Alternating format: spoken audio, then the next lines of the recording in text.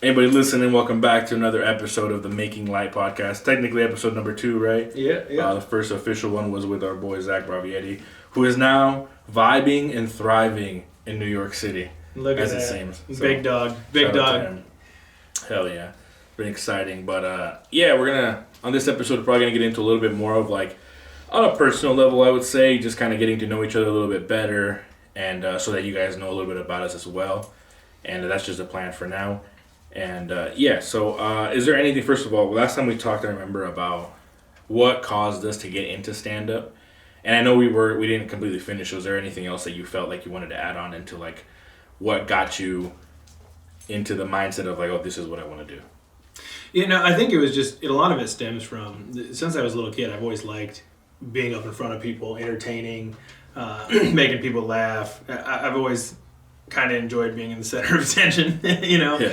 And so like that's kind of how I got started. Is when I was a little kid, they had this thing called what was it, Jump Rope for America or Jump Rope for Heart? Jump Rope for Heart. That's what it was. Yeah, I know that. And I started. I did like door to door fucking like sales, like trying to get people to donate, and then I realized I was really good at it. Yeah. And then I just kind of grew from there. I like being in front of people and talking. So since I was a little kid, I enjoyed stuff like that. Yeah. Same. Yeah. I actually remember when I was a young kid. So I came to the U.S. when I was 2 years old, right? And I'm not about to tell you my life story, but like the reason I bring that up is because I came to the U.S. when I was 2 years old, but I learned I learned English very quickly, like extremely quickly. I already spoke obviously Spanish when I came here, but my parents and our family who we lived with didn't speak English in the house at all, obviously, and so I learned it in school, but it caught on really fast to where I never had to take like an ESL or English as a second language class. It was like I just learned it really well. But the problem was that your boy, same as you, likes attention. So I remember actually I got in trouble because we got another kid in our I think it was second grade or something. And we had another kid in the class. And at our school at the time, there just wasn't like a paraprofessional or another teacher that knew Spanish. So our teacher decided to ask me to help this kid learn English and to help them follow along in the classroom, all sorts of stuff, right? So it was like a mistake because I took that, I was like, oh, that means I'm in charge. like you guys are all going to listen to me. And it was a problem. But I remember from a kid, like you could go back into my any grade, like report card, and I have like decent grades, but the one remark on every single class is that I talk too much. Every single one. So I think that was like one of the things that I know I was like, maybe I could do something with that, and the same reason why like public speaking has never really been an issue for me. And but yeah, I think that's interesting. Yeah, that is funny that both of us kind of had that. I think that's probably a big thing with most panels. Yeah, I was gonna say yeah. We all kind of one crave attention, but also like we want to be accepted by people, right? Yes, I think a lot of it stems from. I was picked on, like we'll get into all this stuff, and I'm sure you've got a similar story, like growing up in high school and in middle school and elementary school. I came from a tiny little town of 1,200 people. My dad was a blue collar guy, worked in a factory, and my mom was a stay at home mom. And we didn't have a ton of money and never really wanted for anything, but I didn't have name brand clothes and shit, and I didn't have the right last name, and so it was easy to pick on me, and so that's kind of going from being picked on significantly through my younger years. Kind of forced me to like crave that like acceptance, I guess you could say. You wanted to fit in to like not be that kid anymore. Yeah. Yeah, it's wild. I never experienced being picked on until I was probably in like 6th grade. Because so when I was a kid, I went to the same school from pre-K till 5th grade. And then we moved houses and I had to go to this other school. That was literally further, I didn't understand it. It was further away from where I lived now than it was to go to the other school, but whatever, zoning. So I had to go to this new school, and it was the first time in my life that I didn't have friends, like that I could talk to. And I remember feeling like so depressed as a young kid, and I realized that I was like, not only am I extremely social, but I'm like kind of dependent on like people's approval and like attention, because I was really, really like not in a good place. Like I remember like, that's like the worst behavior I've ever had in school was during that time period, because I was just like acting up because I had no friends and like I was never having a good time, and I was like, oh, this is tough. And I remember those were like the toughest time of like the tougher years in my like developmental age. But yeah, I think that's funny. Like those things make you learn about yourself a little bit, I guess, because and obviously that didn't click in that moment when I was in 5th grade or 6th grade, but now looking back on it, you're like, oh wow, Would you say you're a people pleaser? For sure. Yeah, for same. sure. That was what made me I was in sales for a really long time too, right? Mm-hmm. So I've had about every different job you could ever imagine. It's ridiculous, but I was in sales for a long time, and I think that was why I was so good at it. Mm-hmm. It was because all I wanted to do was make people happy, right? Yeah. And if that came along with a fat paycheck, that's the move. Yeah. For sure. Yeah, that's one thing I've always noticed about myself too, is that I'm not only a people pleaser, but also I have this ability to talk. Not only do I enjoy talking, but I'm not bad at it. Right. So I've gotten jobs because I just was good at an interview, and then I got there. I was like, well, we're gonna figure this out. I have no idea what I'm doing. Yeah, we'll see. But I've talked myself into a lot of jobs for sure. Yeah, for sure. I talked myself out of problems. With people, they're getting ready to whoop my ass. I'm like, hey, listen, man, what are we doing here? Why are you gonna swing it? You don't want to do this. I don't want to do this. I'm pretty sure I want to do this. I'm like, you don't want to do this, man. You can't knock me out. I don't have a neck. Yeah. Exactly. What are you gonna hit? No, get out of here. I got an extremely stable head. Yeah. Well, you know what's funny is we were talking about that being picked on thing. I gotta pull this back out off the shelf. I had a bit that I used to do in Denver talking about the first time that I ever got beat up in school. Oh shit. So I was in 3rd grade, and this kid moved to town, and he was instantly a popular kid. He was athletic, right? He's a bigger kid. And we're on the playground and coming in, and he bounces my head off a cement wall. He's like, boom, right? And I'm like, fucked. I'm all pissed off. I'm sad, right? I'm crying and shit. And I get home, and it just happens to be the day my mom is like, hey, we're looking at extracurricular things for you to do. Okay, we've decided you can either go into Boy Scouts or you can join karate, right? And I was like, well, I'm super depressed. Probably not time for me to learn how to tie knots. So I guess karate it is. Yeah. And that's actually how I got into martial arts. I was in 3rd grade. My mom enrolled me in Tung Sudo. It was a small little karate school in town. That's hilarious, man. That's so funny. That's how it started. Now, how old were you when that happened? Oh, I was 3rd grade, so I had to have been maybe 10. Probably about 10. Yeah, I didn't get my first ass beating until I was in 7th grade. And before then, like any other male, especially coming into testosterone for the first time, you're like, oh yeah, I can fight. You know what I mean? I remember, it was wild the way things worked because we're such idiots as young kids. I remember we would just fight just to fight. We would be I went to Norris Middle School, and we would go in the bathrooms, and it would be okay, and they'd have a list, a whole roster of dudes who were gonna fight, and they'd figure it out in homeroom, and then line you up with whoever you're gonna fight, and then so during the lunch period had the longest lunch or the longest passing period.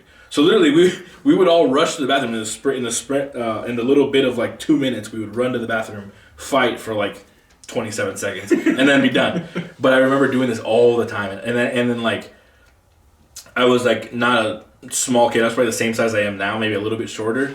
So I could hit decently hard. So I thought I could fight because I'm fighting other tomato cans. You know what I mean? Other dudes who also can't fight. So yeah, I thought it was good. And then I remember, like I said, talking has gotten me out of trouble, but it's also gotten me in trouble because I remember this kid came up to me one time, and he was the toughest kid, and I'm actually cool with him now. We're buddies, but he was the tough guy in high school, and he was always bigger than everyone. He was a big dude, and he came up. He's like, "Oh, I heard you were talking shit," and I don't remember what it was that he thought I said, but I remember saying, "Nah, I would have said something way funnier than that." to him saying I was talking shit, and then he took that obviously I was talking shit. We eventually ended up fighting, and he beat the brakes off of me.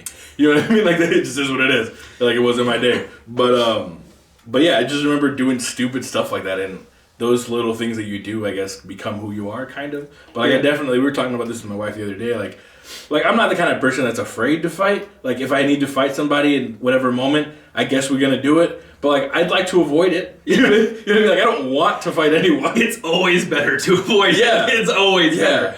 Yeah, and I enjoy fighting. Like, I enjoy doing that. But it's always better to not fight in the street. Well, I would enjoy fighting if I was getting paid to fight. Like, that's all plus. like if I'm getting trained regularly and I'm like in good shape and I'm gonna fight for a living, that's different. I guarantee you, I could try to make it enjoyable, especially if you're getting paid. But like, I'm just gonna fight somebody just because you see those dudes, like you go to bars and stuff, and you always see the guy who's like starting stuff with somebody or like any little thing, and they're ready to go. And I'm like, did you come out tonight planning to fight someone? Like, what's the deal? Yeah. I don't understand. Like, that's like the last thing I want to do. 100%, and I've got a hilarious story. Shout out to my buddy Will Schultz. We've been friends forever. He was a friend of mine in high school. His grandpa used to tell stories all the time. He was a just super badass, tough farm kid, right? Played sports. And he used to tell us how he'd go out to bars and essentially do exactly that. Like, all he went out for was to pick fights and pick up chicks, right?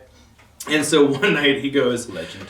Yeah, I showed up to this bar. There was a dude sitting where I wanted to sit. I talked shit. I pushed him. He was like, hey, I don't want to fight. And then I woke up on the floor. I just woke up.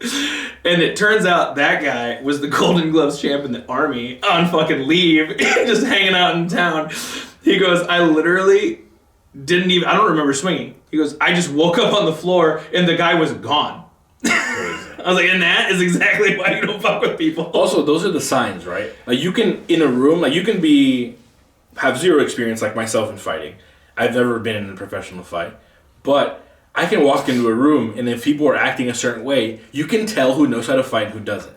Because if I walk into a room, and let's say there's a confrontation going on, and this guy's like, hey, man, you're talking shit, whatever, going off and throwing his hands up, being loud. In my head, I'm like, oh, this guy can't fight. You're like, oh, this guy doesn't know what the fuck he's doing. Because anybody who's like ever been in a fight or been in a serious fight or at least gotten hit hard knows that like it's not fun. You know what I mean? So like, and then you see another guy who's just chilling, like, hey man, I really don't want to fight, and just kind of trying to ignore him and trying his best to like just not even address the person. You're like, that guy probably kill you. Like, you know what I mean? That guy's gonna fuck you up. Like, I don't know, man. It's wild to me. I guess I've never been knocked out. I've gotten beat up pretty bad one time.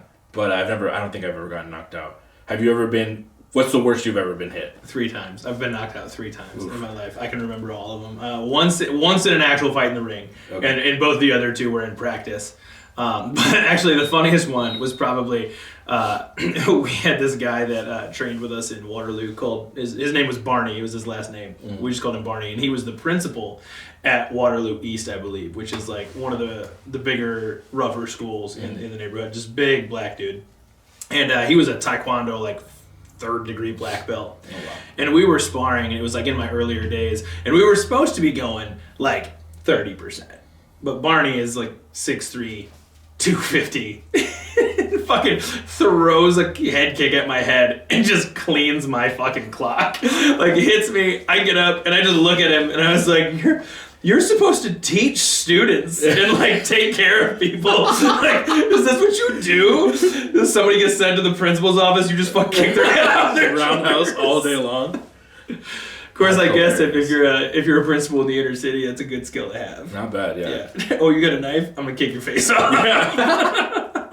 That's crazy. Yeah, the one in an actual fight. It was my second ever like sanctioned fight, and I came out and I was doing well. And when I tell you that this guy loaded up an uppercut from hell, like it was like all the way back and like swings up, and I see it coming, and I'm just like not good enough yet to like move my head fast enough. I'm like, I should move my head, and then my body was like, well, we're not gonna do that. So he hits me square in the chin, and I had like a full-on dream on the way down. I remember like waking up and being like, where am I? What just happened? Yeah. That sucks, dude. That's a bummer. Yeah, but that's what you sign up for, though, right? You know what, though? I'd rather get knocked out with like a head kick or something like that than take a liver shot. Really? Yeah, I've taken 4 of those, and I can remember all of them. They were all in practice. My buddy Josh Baumgartner, fuck that guy.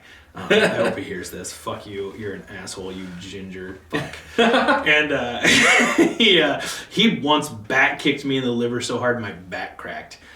And when you take a liver shot, it's like unplugging your computer. and plugging it back in. It just your body shuts off. Yeah. So you're on the ground. You're like, I should get up, and your body's like, you ain't doing none of that shit. You're just gonna lay here and look like a bitch until you're healed. Like liver shot, that's the worst pain I've ever felt. And if you ever watch, like you'll see it happen in fights. If you're watching the UFC and somebody takes a real hard liver shot, where it like takes them a second to realize they're hurt, right? So they'll take that shot and they'll be like, oh, and then they'll take a step forward and then just fall over. Yeah. Because your body's like, oh, that wasn't so. Oh no, and then it just shuts off. Yeah. You can see the ones where like, especially those dudes that are like super ripped, right? Like they have like real defined muscles. Yep. You'll see them take a shot and then try to move forward, and you see like it just starts to like contract from wherever they got hit, and it just spreads in their whole body. Yeah, that's tough, man. It's a tough way to make a living. Yeah, it's rough, but god damn, it's fun. Did you play any other sports in high school? So I played. I wrestled for a few years. I played football all the way up through my senior year, and then I played a year in college, and then I played. I was in track, but I was a thrower, so it was awesome. I didn't really run or anything. I just picked things up and threw them, so it was fun. And what is a thrower? So I threw like shot put and discus and. Gotcha. Yeah. Okay. So I got to run the 4x1, which was really fun. So it was like teams would run the 4x1, but they'd put in their fucking fat guys. And so we would all like, and the winners, like we usually like they gave them cookies and shit. And it was great because like I wasn't super fat, so I was fast. It was kind of like cheating. Like I would anchor the fat by one, and I've got this dude that's like 280 pounds trying to run with me. You've got me next to you. That's tough. What about you? Were you a sports guy in school? So in middle school, I did soccer for a little bit, and then in high school. Not really, man. I was a nerd. I was a band kid. I played drums starting in 7th grade. At least you played a cool instrument, bro. I played the trumpet for a few years. Trumpets are cool too, man. They're loud. They are loud. No, but I played drums starting in 7th grade through 8th grade into high school, and then I was on the band in high school, but I didn't do marching band for a little bit, and then. We had this cool thing, shout out Omaha South High, we had this cool thing called jazz band, where it was literally just, there was like 4 of us. There was four jazz bands. Well, we obviously just shared the drum set, but we would all... Wait, you guys shared one drum set? Yeah, because South High. Like South Brothers. We got like South Step Brothers. We got Did South you touch my drum set? Yeah, no, but it was cool because it gave you an opportunity to not play like the... geeky whatever music you're playing in band. Like it was good music. Now that I look back at it, I'm like, okay, this is like art, right? Like this piece of music is art. I get that now. But when I was like 16 learning to play the drums, I didn't want to be playing like whatever it was we were playing in band class. So I would also take band class, but like a little bit of like an outlet for something fun, in my opinion, was the jazz band, because we would play different types of music. And that was my first exposure to the word improv. And actually I wanted to ask you about this. Because obviously you are taking an improv class right now. Yes. And for comedy. Yeah. And I wanted to get in on it. And I'm going to be real. My first impression of improv ever, before I, obviously this is after I learned about it being a music thing, but my first impression of like improv in the sense that you're doing it, I thought it was just kind of like acting. Like an acting class. Like learning how to like pretend, stuff like that. And I didn't like grasp it 100%. But now that we've been doing comedy, I have a better perception of it. I understand like its purpose, and I want to try it. But when I was in high school, my very first introduction to the concept of improvising, on the fly at least, was in jazz band. Because in jazz, if you ever listen to jazz, it's very common that they'll play whatever the melody is for a while. They'll play a hook, and then one person will solo. Mm-hmm. 9 times out of 10, those solos are never prepared. They're almost always improvised. I did not know that. Yes, almost always. That's pretty cool, actually. Yes. So that's actually, like, that puts a lot more respect on it. It makes you appreciate it more. Yeah. Yeah. So that's one of the things I had to learn, which was really, at least for me, it was tough because, I guess the idea when you're improvising in jazz or in any kind of music, but for example, with jazz is if you hear the trumpet or whoever it is going off and doing a solo or like a guitar, a good drum set player or bass player or whoever will try to call and respond with the person who's soloing, which even makes it like another degree of difficulty, because not only are you keeping the rhythm and making it like musically nice, but you've also tried to, like, if you hear he does kind of something that you can kind of replicate, you'll try to do it back. so that they know you're like on the same page, kind of, you know. Yeah. So that was incredibly tough to me. Like it took me years before I could comfortably solo on drum set, at least, because it's easy. Everybody else can solo and you're keeping the beat, but when you're soloing, nobody's keeping the beat. So like you gotta keep the beat in your head, and it's kind of tough. So it took me a long time to get to that point. I got to that point. Now I haven't played drums in like 6 years. I probably can't do it anymore. But my point is, I'm wondering if that applies to improv in the sense of comedy. Like, is there something as far as somebody's on this plane improvising on this topic or whatever, and then whoever else can try to call and respond, or something similar to that? That's as you were talking about that, something that happened in class, like we talked about, clicked right in my head. And let's be very clear, I've taken one improv class, so I'm essentially a professional. Because Rachel Ware is so good at her job. Yes. And here, let me back it up real quick though. Going back to school, like we were talking about earlier, sports is kind of what prevented me from getting picked on, and the fact that I jumped back into karate, right? So it was funny because the bullies' threats would change. So like, you know how Ross goes, you want to do 5? You want to do 5, right? That's, you got a type 5? Yeah. So like back then, like once I started to learn how to kick and punch, I was always like, whenever people would pick on me, I'd just be like, you want to go? Do you want to go? Because if you do, we can, right? And so like they used to make fun of me for saying it, but nobody would ever step up. I'm gonna move this heater because it's burning my leg. You can shut it off too. So then what that allowed me to do though is I was in sports, but then I was in the musicals. I was in jazz choir. Yes. I did the plays. I did mock trial. I did speech. I loved that stuff. So that's really helped me with my public speaking too. I did a little bit of like improv in high school with like groups during speech, but I didn't really understand it. Right? I just in speech in high school you drew something out of a hat and you just acted it out, and I didn't understand a lot of it, right? You just try to be funny. So that ties into this when you were talking about, how you have to be on the same page as a drummer and whoever's doing the solo. The same thing in improv, I found out. So I don't know why. I just figured when you got something like, got an audience suggestion, you would go back and you'd talk to your improv mates for 2 minutes, right? Be like, hey, this is kind of where we want to take this. That's not the case at all.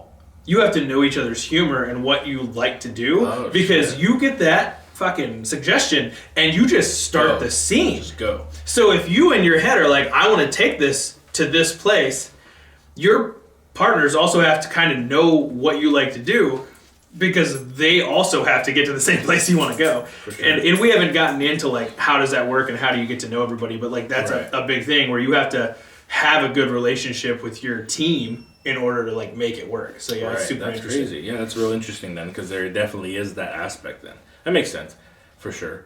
Yeah, I always wondered what it was like 100%, because like we have this idea of improv, right? And Rachel, if she listens to, she'll laugh, but the idea that I have in my head is like, oh, we're in a car. I'm like, put my seatbelt on. Like, you know what I mean? Like, those are the pictures you see, especially around here. Like, those are the pictures you see of improv. Mm-hmm. And obviously that's not all it is. There's a lot more to it. And also, I feel like the more I've seen people around us do it, I can see some improvement in their stand-up even. Oh, 100%. Because, shout out Jake Barker. Yeah. I was talking to Jake about this the other day. I was like, it's not that you weren't good before, but it's that like I can see a difference in the way you structure your jokes now since you did the improv class. You know what I mean? Joke structure, stage presence, facial expressions, like all of that, right? Yeah, and I was that's why one of the reasons why I decided to start trying to maybe get into that class, because I noticed on my own, that was one of the things that I heard that they taught in the improv class was like being a little more physical, your facial expressions, stuff like that. And I kind of figured that out on my own, because I have this one joke that I do, and I won't ruin the bit, but I'll just say I was delivering the bit as just moving my hands and stuff and saying it, and it was getting a laugh.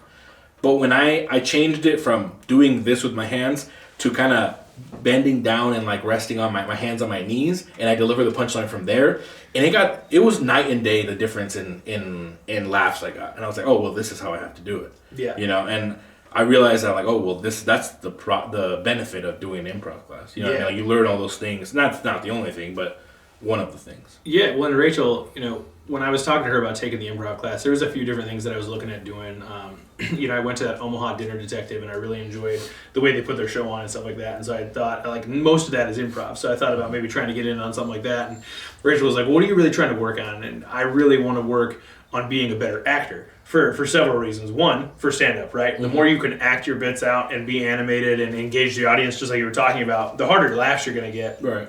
And, like, that's the type of persona I want. Right, that's your taste of comedy. Yeah, and that's kind of how I am in general, right? Like, for sure. When we're just hanging out, like, I'm pretty animated for sure. and loud. Yeah. I'm always loud. It fits you very well. Like that like it would make sense for you to do your comedy in the style that you do your life. Yeah, exactly. And that was, oh man, I was listening to a podcast the other day, and they were talking about something like that, and they were like, yeah, you can be two people. You can be yourself, or you can be somebody else. Like, it's always better to be yourself on stage, right? Which is why I love Ross. Right? Yes. Ross is just a little bit more of an extreme version of himself on stage, but it works so well. Yeah, for sure. That's interesting. That's a good point. I guess there is a couple examples of people who are somebody else completely on stage, and it works for them. But it's just kind of a weird thing to have to keep up, right? Because I feel like it could almost become more of like a job when you do it that way. At least for me. I don't know. Everybody has their own like process of how they do things in their head. But if I had to be somebody else on stage, it would be tough for me. Yeah. I'd be like, oh, now I got to do this. If I'm not feeling like it, I have to try to get myself in the mood to be whoever I got to be. Where if I'm just me, if I'm sad, I can just be me, but I'm sad, and I can like try to make jokes about shit. Or like if I'm like really upset, I can still be me and be upset. And like, whereas if I'm portraying a character, I can't really break character too much. You know what I mean? You have to be this person, one person, and I don't know. Obviously, I've never met them, so I don't know what the fuck I'm talking about. But one person I've heard that's like that is Daniel Tosh, who he has this like very silly like laughing and like joking all the time and one-liners and very funny. He's a funny dude. But I've heard that it's definitely an act. Right. Like when he's just one-on-one with somebody or on somebody's podcast, something like that it's not the same guy who's doing stand-up. And I'm like, that's crazy. Interesting. I would not. That's tough because, for me, it's tough because if somebody sees me do my stand-up and they're like, oh, that guy's funny, we should have him on a podcast. And then I come to the podcast and I'm dog shit. You know what I mean? Yeah. I'm like not entertaining. I'm like have low energy, whatever it is, but I'm not me. That's tough. Like people are like, oh damn, like we were really hoping you were not you. You know what I mean? It's tough. No, that makes sense. We did this really cool I don't know what you'd call it. It's not a drill. Exercise. Kind of a drill. Exercise. Yeah, we'll call it. Yeah, an exercise on Saturday where you were partnered with somebody and you had to act out a very serious like scene. So me and Tyrell were partnered up, and I had to show up at his house and let him know that I just ran his dog over. Oh shit! Right. So we have to act this out, and it gets heated, and we're yelling at each other and everything like that. And then Rachel would she's like, okay, restart the scene. I want you to do it almost identical. Same anger, same words even. Using the same words, but you're going to switch, and this is what you're going to tell him you ran over. And so then I come in to do the scene again, and now I've got to tell him I ran over his pack of cigarettes. But I have to keep the same, like, angry energy and everything. Like, you're, like, apologetic, whatever it is. Yeah, I'm like, so, bro, I'm like, trying to shake, right? Like, look like I'm super nervous, and I'm like, man, I don't know how to tell you this, but fuck, man, I ran over your cigarettes in the driveway.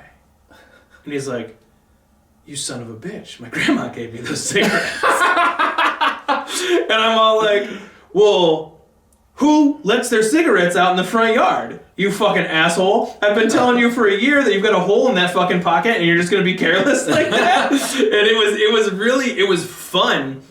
And it's challenging for sure. Yeah, and it makes you like, I do want to get better at acting. And I don't know if I ever want to do any acting or not, but like... Yeah, for sure I would. Oh, yeah, I mean... Fuck, man, you see some of those people, like, what they go through, and I don't know. Don't get me wrong, I don't want to be an actor, but, like, I'd like to be in something. Like, I would for sure like to do that. Yeah. You're right. Like, I do, too. I just don't want to sound like an asshole. Well, like... I think there's a difference, though, right? Like, because you can say, oh, I want to be an actor. That's very different. Right. I don't want to be an actor. I want to be a stand-up that does a little bit of acting. Yeah. I want to do some shit. You know, have fun and chop it up with my buddies. And I want to be like Paul Rudd. You know what I mean? Like, he has a couple of movies there. Maybe I'll be in Avengers. Who knows? You know what I mean? We're like Bert Kreischer, just making cameos and shit. Make a movie about myself. I feel like we could start a cool podcast where we just broadcast weird porn the whole time. Yeah. Yeah. Gotta reach out to every porn star. No. That'd be so funny. Yeah, man. I don't know. It's an interesting path trying to make this stuff work, but there's definitely a lot of conflicting ideas in how to do it, and other ideas that kind of mesh together. I kind of want to see what you think.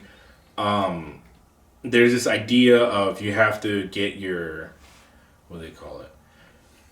You have to earn your stripes or whatever, right? Or you have to put in your hours or whatever it is. And I tend to agree with that in the sense of, I have personally, and like I said, I always say this as a joke, obviously, but I'm like, I've been doing this for about 2 weeks. Like I don't have much experience at all, right? But in the time that I've been doing it, I know at least that I've put a lot of effort, right? And I write and I do my very best.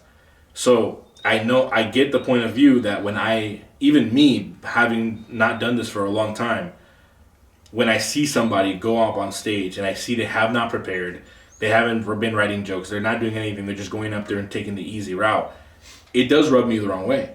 Because I'm like, dude, like, we're out here struggling. Like, some of us are out here really, really trying.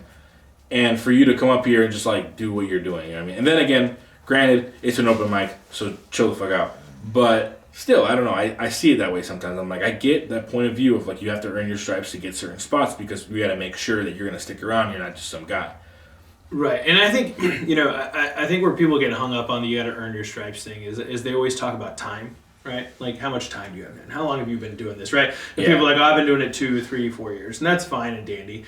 But if you're a 10-year comic and you do one open mic a week for 10 years, and then you've got a guy that's a 2-year comic that does 5 open mics a week for 2 years, right? Who has more stripes? You know what I mean? Right. And I don't think, I agree. So, man, so many things that I've done in my life, you've literally had to earn your stripes with, right? For sure. Kickboxing, football, this acting and stuff that I did when I was, like, in school, like, everybody had to put in the work. And I think that's where you hit the nail on the head is, are you actually putting in work? Right. You know, I try as much as I can. I think, pretty consistently I'm at least 3 mics a week is what I try to be at. And I'm, just like you, we're trying to constantly write new jokes. We're trying to do stuff out of mics. We bomb. It is fucking what it is. Yeah. You don't know where the funny is until you know what's not funny. Yeah, exactly. So for sure, I definitely think that's the tough spot, right? Because then again, because you can go in there and like overanalyze everything. Because you can say, okay, well, this guy's he's a 10-year comic, been doing 1 mic a week, but he did 5 mics a week for 7 years, and now he does 1 mic. You know what I mean? Like There's so many different things. So I think it's kind of to your point. It's like I don't think the time is the most important thing. I think that's why I feel conflicted about this idea of like earning your stripes. Because yes, you do need to prove that you're committed to something, right? Like you're not going to be let on the team when you show up to the first practice. Like you have to earn it to some extent. But I also think we can't fall into this habit of trying to make it like a clique. You know what I mean? Like I feel like that's a very easy slippery slope to fall in. To where like, oh well, it's one thing to say, well, we'll see, like, if you stick around it long enough, maybe, you know what I mean? But another thing to say, like, oh, well, we've all been doing it X amount of years, so this is the group we hang out with. And it's like, all right, man. It's like, then again, like, I don't know. It's tough for me to see the purpose of that. Because I can see the point you're trying to make when you're telling me, well, let's see if you stick around a little bit, and then we'll see. Okay, that's 100% reasonable. But when you tell me, oh, well, this is a group of people is who I hang out with when I have five years of comedy under my belt, or fill in the blank. Right. But I think that's not productive, at least not in my opinion. I think it's like any job, right? I think it's like any job that you could pick out. You can tell the people that are putting in work the people that aren't, right? I can go to my job every day and sit in my fucking cubicle and look around, and I know who's working and who's not. It's not hard to tell, right? And just it's the same in every profession. And then it's like, what are you trying to get out of it? Okay, so are you doing this as a hobby, and you want to learn how to public speak better? You've got anxiety in front of big groups, and you want to break some of that down, and you want to chop it up, and you want to have a good time. Totally cool. Yeah. That's fine. Like, I respect people that do that because while I don't have a fear of speaking in front of people, I know that is a crippling thing for some people. And that's what they need to do to get over it. But then don't also, in the same breath, talk about how much better you are than everybody else, and that you want to, you want to get booked on shows and everything like that. I think that's where the hey, you got to earn a little bit of stripes. Like, for sure. You got to prove that you're consistent and you're trying to work on stuff, and and let's be honest, right? Like, we don't fucking know what we're talking about. No, for sure. Right? But these are just personal opinions, right? I just think a lot of it is how do you define yourself in what we're doing? I think that's a very valuable thing of what you said too. Is that why are you doing it? Because let's be real. At least for me, I don't like saying that I do comedy to most people because I don't feel that I've earned that right to be like, I'm a comedian, and I know I haven't, and I don't say that. But my point is, I feel like there's people who take that liberty of saying that, but they also don't. But they're not. That's not their goal. You know what I'm saying? Like, I know people who will hit one mic a week, and they haven't been doing it that long. They've been doing it less than a year. They hit one mic a week, but this is the personality that they have. This is who they are, and you know what I mean. Do whatever makes you happy. But again, it's like what you're saying. Well, if you're expecting to be booked on shows, if you're expecting certain things, just know that those type of things, at least in my opinion, should come from the hard work you put in. It should have nothing to do with who you hang out with or who you are or you know what I mean? Those type of things. It should be 100% based on your talent. Right. No, I completely get that. That makes sense to me. I just spaced out. My dog's over here being a little whiny bitch. You need to go outside? Yeah, well, he probably doesn't need to go outside. Maybe he wants to go outside. You want to let him out real quick? He's just kind of an asshole. Maybe not. He's not nobody's paying him any attention, so he's like us. That's a comic right there. That's right. They just start making random noises in the back corner so people look at you. There you go. Some of them write jokes, but not all. Not everybody. Fuck, sometimes not even me. Sometimes I write what I think are jokes, and then I get up and I tell them, and I was for sure. That was just a really sad story. Oh, man. I'm sorry. That's one of those things that is one of the things I appreciate about comedy, though. I was talking to Don Seeger the other day. He texted me, and he was like, "That's the beautiful thing about comedy is that just when you think it's going good, it doesn't." Because I was telling him, he asked me a question. I was telling him about Backline. The last time I was there, I bombed super hard, and it is what it is. You know what I mean? I'm not crying about it, but I obviously you bomb and you think about it. You're like, God damn it, that really wasn't funny. It doesn't feel good. You know what though? If it does feel good, then you've got something wrong with you too, right? No, you should definitely take note at least, right? But yeah, he asked me something about it, and I mentioned how I bombed, and that's what he said. He was like, "That's the beautiful thing about it," and it really is. It's the most honest thing. But I think that there's something. I was listening to Rogan the other day, and then he's like, "There's something about those guys who don't realize when they bomb."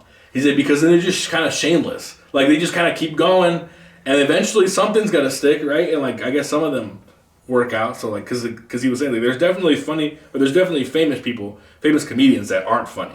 You know what I mean? But they're not funny to us. And I think now that that, I think that's the perfect segue to what this whole podcast is about, right? Right. The whole making light thing, and when you make light of something, we're making jokes about it, and it can be the most PC thing in the world, right? I'm gonna make jokes about fucking, I don't know, this Batman cutout I have over here. Or it could be super dark, right? I'm going to make jokes about that lady that died that I was talking shit about when I was a paramedic. Yeah. And, for sure.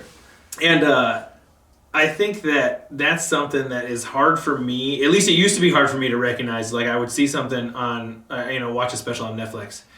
And it was like, that's not funny at all. But I don't have to find it funny. The other 600,000 people that subscribe to that guy and love it and watch that, they think he's funny, and that's all that matters. Yeah, the 400 people in that theater disagree. Yeah, exactly. Exactly. So, that fact that there is comedy for everybody, and the whole, that's not funny. Well, just because it's not funny to you doesn't mean it's not funny to everybody. 100%. Yeah. But there are sometimes it's just not funny. It can just be not funny. My take on it is that everything can be funny. Yes. But not everything is funny. And I think you can write a joke that is funny, or that you think is funny, and it can be completely unfunny. Yes. Or you can have something happen to you that's horrible, that shouldn't be funny, but it's hilarious. Okay, so let's dive into this. Let's dive into this head first. Go ahead and just we'll each talk about maybe which one story for this podcast, but give me something that you shouldn't have fucking laughed at all, or something that happened to you that you've turned into a bit that, like, if you were just telling it as a story, would make people go, oh fuck, I'm so sad. Yeah, well, I'll tell you the story. I'll just tell it for whoever hasn't heard it. I'll tell the story that I've been trying to work into a bit recently, which is probably one of the worst. It's not the worst thing that ever happened to me, but the worst thing I've ever witnessed happened to somebody. Yes. Right? Okay. But to be clear, didn't laugh when it happened, okay? just so we're on the same page. It didn't laugh when it happened, but I'm laughing about it now. I'm trying to make jokes about it. But anyways, we were hanging out with some friends, and we decided to go out and do a little car meet, watch a little bit of street racing or whatever here in Omaha. It's a popular street that everybody does it on.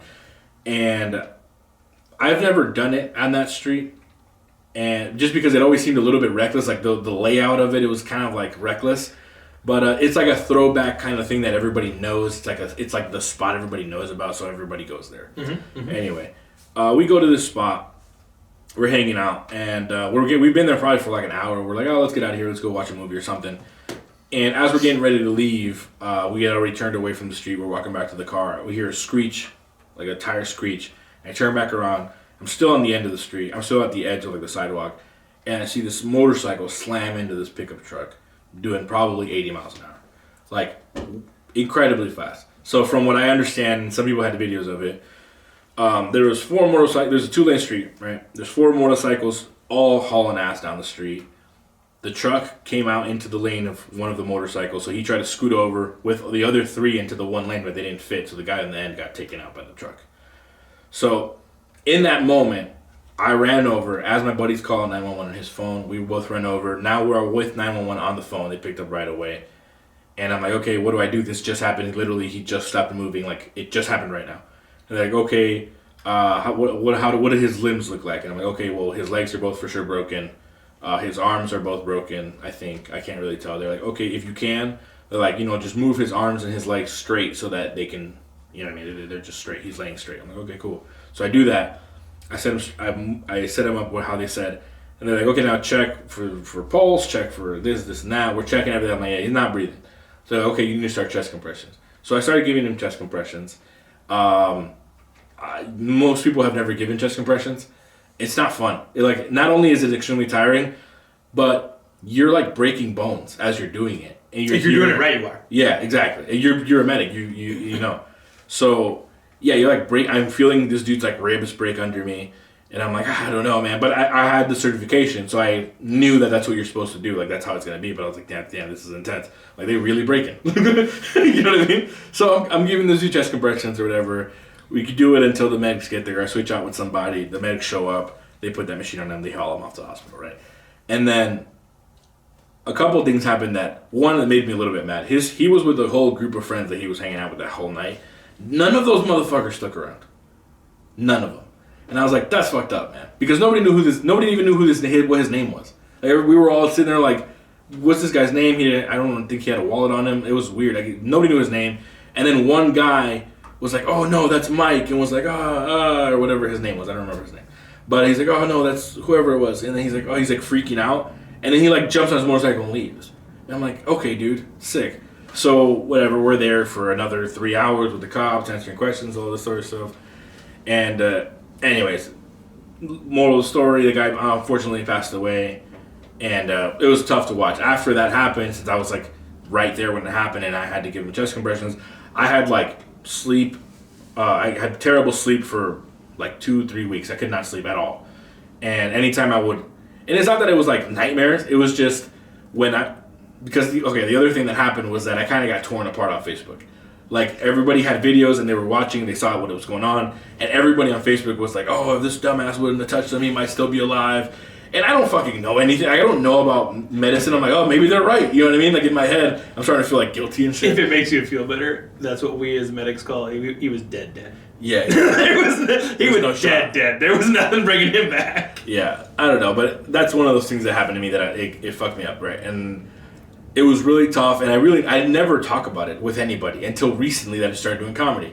We had this instance where I had to tell a story, and I was like, okay, maybe this is it. Like, maybe this is a good time to at least try it. And I was like, this is going to be the test to see how dark I can go and still make it funny. Because I remember saying some stuff that I was like, oh man, this is either going to go really well or really poorly. Because the jokes, I mean, it's already a bad subject. So it's not, there's no way I'm going to bring this over on this end and make it like a lighthearted, PC, family-friendly comedy. I'm telling a story about somebody dying. You know what I mean? So like, it's only going to be so light as a certain amount. So I was like, let me just lean into it. I'm going to make this as dark as I can. And I have found a couple lines for it that hit real well. I haven't really developed the whole story into a bit yet. Right. But yeah, for me, that was it. That's the one that I've had the most trauma with, and personally, and that I've told to other people.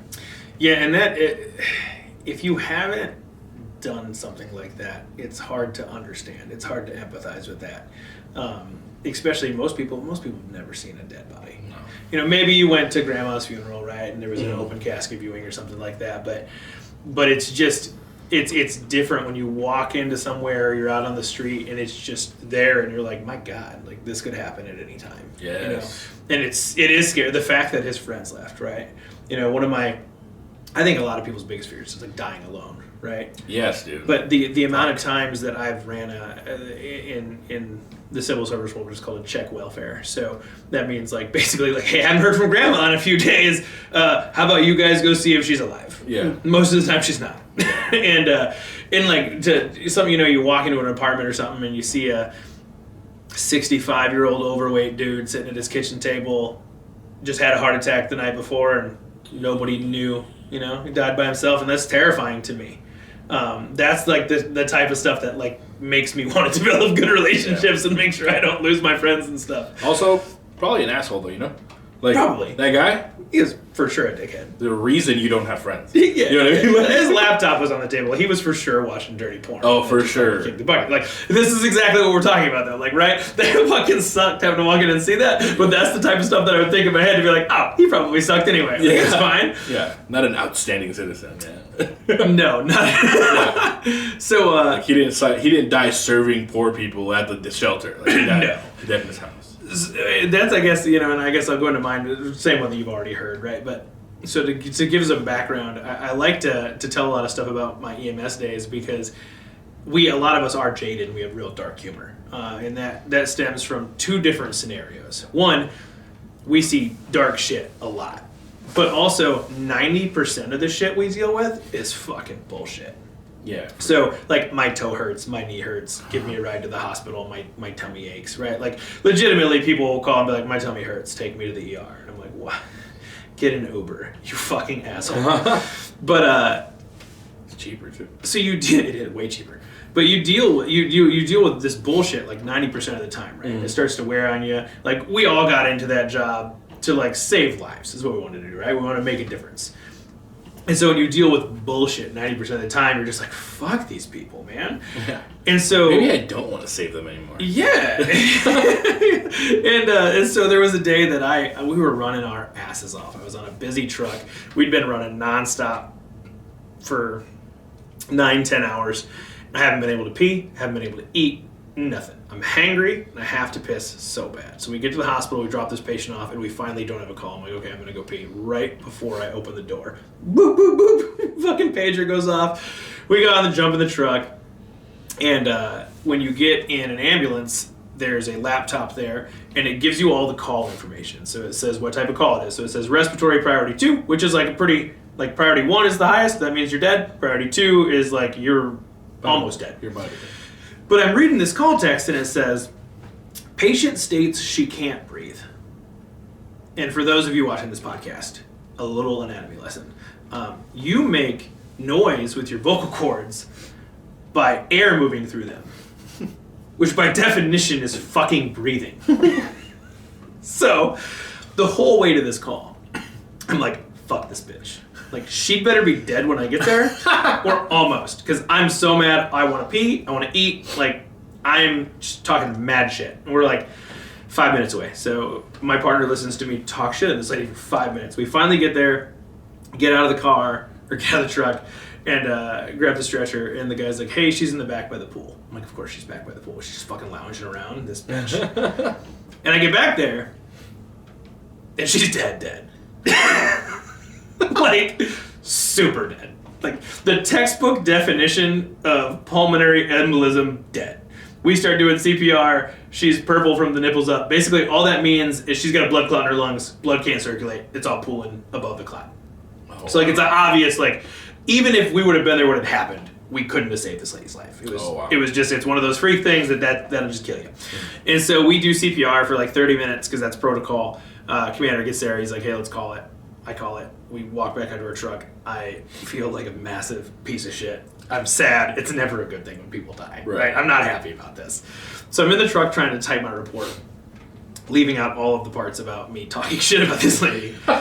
And my partner is sitting next to me, and I kind of got my head down, and I'm in a funk. And I just hear him go, he starts giggling. And I'm like, bro, what could be so fucking funny? And he stops for a second, he looks at me, and he's like, she really couldn't breathe. And I was just like, fuck. And I just started laughing. And I'm like, okay, fine. You know, like, you got me on that one. Luckily, we got a break. I went out to eat. We grabbed some food. And the very next call I ran, though, it comes out as a hemorrhage, which just means somebody's bleeding, right? And it's an 18-year-old kid, and we get there, and he's working in a food truck. And this stupid little white kid is like... You trying to open an avocado. He was literally prepping veggies, and he was like, oh, I cut my finger. And I'm like, this fucking finger better be off. And then in my head, I was like, well, that won't kill him, so it's okay. And this kid is like, I'm like, okay, well, let me see it. And he takes this fucking napkin off his finger, and he has, like, sliced the very, like, top layer of skin off his finger with a knife. It's not even bleeding. And so I look at this kid, and like, this, like, literally, like, this lady just died on me, and now this kid's like, oh, I need a Band-Aid. I look at him, and I'm like, okay, what hospital do you want to go to, bro? And he's like, well, I don't think I really need to go to a hospital. I was like, oh, that's weird, because that's what I fucking do.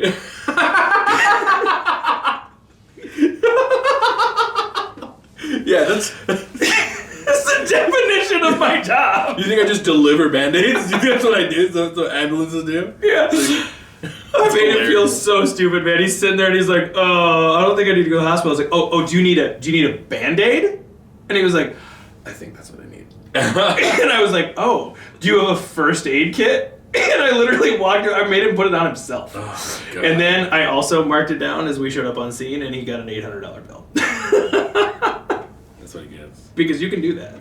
That's hilarious. I would get to, like, sometimes, like, old people would call us, and I'd get there and I'd feel so bad because they didn't really need to go to the hospital. They were just wanted somebody to talk to. Oh, and then I would put, like, I'd write the report to where it was like, oh, this was an oopsie call, right? And then they don't get charged for it. Nice. Or I could charge you $1,200, right? So I kind of did have the power of a god. For sure.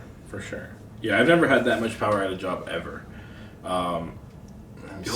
Here, let's take a wild stab at this. You want to know why I got out of it? Oh, yeah, please tell me. Yeah, so I got out of it, other than because it fucking sucks. Part of it, partially that. Partially because I got divorced, and I got taken through the ringer. But the biggest reason was because of the pay. That's what I was just saying. I was like, doesn't pay great.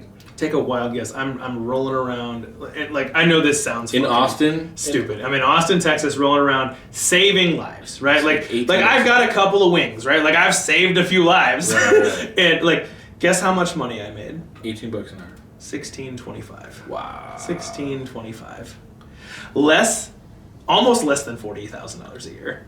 Yeah. That's crazy. To, like, roll up on shooting scenes and have the police be like, it's probably safe for you to go in there. Yeah, that's never made sense to me, dude. That's one of those things that I'm like, I get the argument for people, and we're not gonna get into this because it's a big rabbit hole. You fucking Trump supporter. I get the argument. You go ahead and tell those people at McDonald's they shouldn't make $15 an hour. They shouldn't. There's no reason. What are you doing? Bro, you're not even peeling the fucking potatoes that you're making French fries out of. What are you doing that you need $15 an hour? Oh my God. Dude, there's a Burger King. There's a Burger King in town that I rolled up to at 7:35, and I looked at my clock. It was 7:35 p.m. I rolled up, and this lady came as I rolled up to the drive-thru. She was just like, "Oh, we just closed." I'm like, "When did you close at 7:35?" I'm like, it's still daylight out. I'm like, the sun's just now going down. Like, what are you doing? You mean you just closed? I'm like, did somebody die? You know what I mean? Like I don't understand it. I don't see, like, I get the idea behind requesting more money for minimum wage. I understand it. I'm like, let's pick a different example of worker. Let's not pick McDonald's. I'm cool with $15 an hour for McDonald's employees if my food looks like the photo. Like, can you make it look like the picture? Then that's fine. Right. But also, can I have some fucking ice cream for once? You know what I mean? Like, what do you? Let's take $1 out of each one of your workers' paycheck and let's buy a new ice cream machine. Dude, I went to here's one. I went to Popeye's Chicken one night, 9:30. They don't close till 10. I won't shock you at Popeyes. Yeah, I love Popeyes. Me too. So I showed up at Popeyes at 9:30, and I ordered, I don't know, chicken. And this bitch is gonna go, oh, we're out of chicken. I was like, you're Popeye's chicken, bro. Like, that's all you fucking sell. You're not out of chicken. You don't want to make more chicken, right? I'm gonna be fully honest, fully transparent. I called the manager the next day. That's hilarious. And I just went, hey, are you out of chicken? And this lady goes, this is the worst prank call I've ever gotten. What do you really want? And I was like, no, last night I was there at 9:30 and they said you guys were out of chicken. And I just really wanted some chicken strips. And she starts laughing and goes, fucking John. And I was like, oh, this is a thing. She was like, he does this all the time. She's like, I'll give you 2 free meals and I'm firing John. I was like, whoa. Hey, I'm not trying to ruin this guy's life. I just kind of want some chicken. Listen, John got kids. I don't know about that. I take the meals, though. John was probably taking that chicken home to his kids. Facts, they probably were out of chicken. That's fucked up, bro. Jesus. John's on the street now. I feel bad. That's funny. No, man, but yeah, I don't know. My brother was interested in being an EMT here. And he actually, like, before he even looked into it, I think we all just assumed it made decent money. Because, obviously, why wouldn't they? And he was, like, he was doing, like, the tests and, like, getting ready to take the tests and everything. And then, like, I just, like, out of nowhere, I just was like, I'm just curious, how much are you actually going to be making? You know what I mean? Like, how much, and I thought, I was like, how much more than me? Because at the time I was a mechanic and I was like making okay money. I was like, how much more than me is he gonna make? And it said like $37,000 a year. I was like, well. Here's what's fucked up too. So there's this weird dynamic in the civil service industry, right? So a civil service job is anything that is a public servant. So cops, firefighters, EMS, some like DOT, stuff like that. And there's a weird thing where like EMS workers kind of get shit on. It doesn't make a lot of sense to me. And I got a lot of friends that are firefighters and cops, and I fuck with them a lot. But so when I started, I was making $16.25 as an EMT. Okay, paramedics were starting at 17, not much difference, or maybe 18. A 2-year firefighter, which is just an EMT, made like $6 or $7 more than medics in Austin. Oh, wow. Firefighters make good money if you work for a big city. It's still okay money. Well, like, if you work for like Austin, what's that, like a big city, right? 23, $24 an hour? Well, starting out. But with civil service also, you're a union, so you're contracted. So there's specific raises you can, too. So like these guys, if you're a 20-year firefighter in Austin, you're making almost $100,000 a year. Oh, that's dope. Yeah. Same thing with cops. And cops pay is actually going up because nobody wants to be a cop anymore. And but I used to fuck with my firefighter buddies all the time. I had a buddy of mine that was always trying to fucking pick up chicks at the bar, right? And how does he pick? He's always like, oh, I'm a firefighter. And then they get all wet, right? Because he's got a hose. Yeah. And I would walk up to him and be like, bro, why are you lying? You're a street sweeper and you know it. And he'd be like, what? What are you talking about? And I'm like, well, when's the last time you put out a fire? And this is the problem. Firefighters have gotten so good at fire prevention and like doing smoke alarm tests and shit like that there's just not a lot of fires anymore. Yeah. And he's like, whoa. And I was like, when is the last time you swept the street after a car accident? He's like, yesterday. I was like, you were a street sweeper. That's right. I was like, you tell that bitch what you really do. That's right, dude. You play video games, eat dinner together, and fucking work out, you piece of shit. Funny. Yeah. Never even thought of that. Yeah. I do. There's something about... No, I don't have personally any more respect for any one of them. I think being a cop is an incredibly difficult job. It's a hard job. I want nothing to do with that. I actually recently found out I have a friend who I went to high school with, like a good friend actually. I just hadn't talked to him in years. and I started a new Instagram page just because for my comedy, and that's the one I'm using more than anything. And I added him, and I don't think I had added him before. I added him, and I saw his story, and it was like first day or something, and it was like a picture of him, and he was like in uniform. I was like, holy shit, dude! I'm like, goddamn! I'm like, I didn't know you were out here. You know what I mean? To snort drugs with you. How'd you become? Yeah, what the fuck, bro? They didn't call me for a character reference. We stole stuff together, bro. Like, no, but yeah, man, it's a tough gig for sure. Dude, I also kind of think to be a cop, like, you know, they axe a lot of people in the application process for like some weird shit, right? Like, you can't have smoked weed in like 5 years, right? That's a long time. Okay. Also, okay, hold on. How are we vetting this information? Well, you gotta take a polygraph.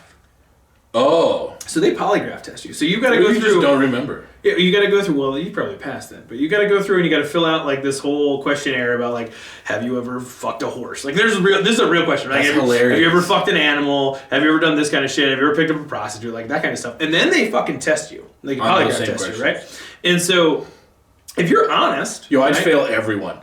Just because fucked a horse? No, I just think it'd be funny.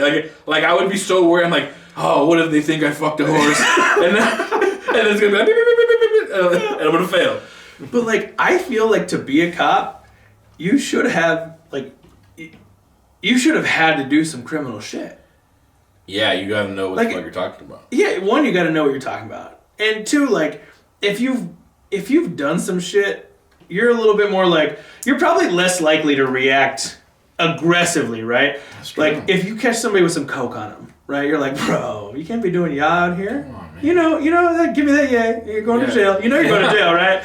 Like, you just can't do it. You can't do it. I caught you. That sucks, right? Whereas if like you've never done it, you're like, oh shit, it's coke. You're beating the shit out of this guy in the alley. You know? I don't know. I feel like you should have to be a little. Also, we could skip this whole thing of like, I'm gonna put this powder in this liquid, and if it turns purple, yeah, you're going to jail, buddy. Just rub it on your teeth, man. If it tingles, it's real. Yeah. God, that's funny. No, shoot, what was I gonna say?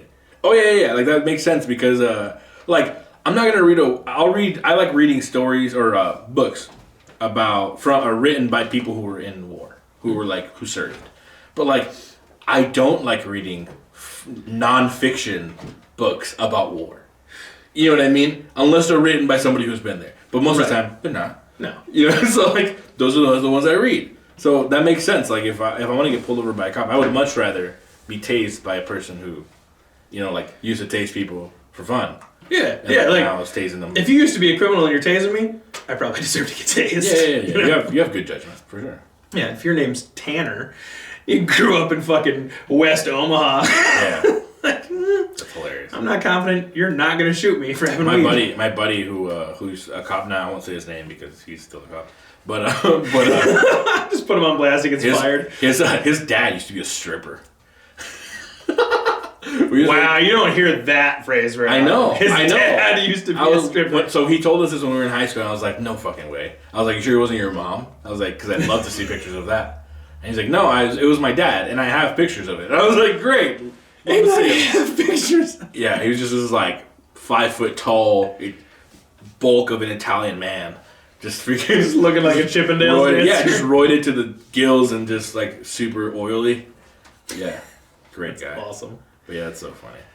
So we're gonna try to find here. Let's do this right before we cut it short because we're getting a little long. But let's do this. So we're the whole point of making light, right? We're trying to find humor in unhumorous situations. I ran a call. It was terrible. Okay, to this day, I haven't been able to find anything funny about it. So this is what I want to do. I want to tell you what happened. Okay. And then on our next podcast, which will be a month, because it'll be our next one, just you and me chopping it up. Yeah. I want you to tell me something funny about it. Okay. Because I really want that to happen. Okay. Let me be clear. If you guys don't want to be sad, go ahead and just stop watching now. There's not going to be worth watching the rest of this. But, so I ran a call on a 4-year-old that... I knew it. Yeah. It's a kid call. It's a kid call. Okay. So I get there, distended belly, right? Like this big distended belly. She looked like she'd been neglected. Like, obviously this kid has had a rough life. And I get there, and she's barely hanging on, and we start doing CPR because we lose pulses. And it's fucking, like, I'm looking around this house, and I'm like, this place is trash. These people are trash. They're treating this baby terribly. She's got a distended belly. Something wrong with her. I don't know what it is. I want to fix it. And we're doing CPR. We get 20 minutes in. It's nothing I can do. And I'm fucking wrecked, right? This 4-year-old died in my arms. And her dad is in the kitchen laughing.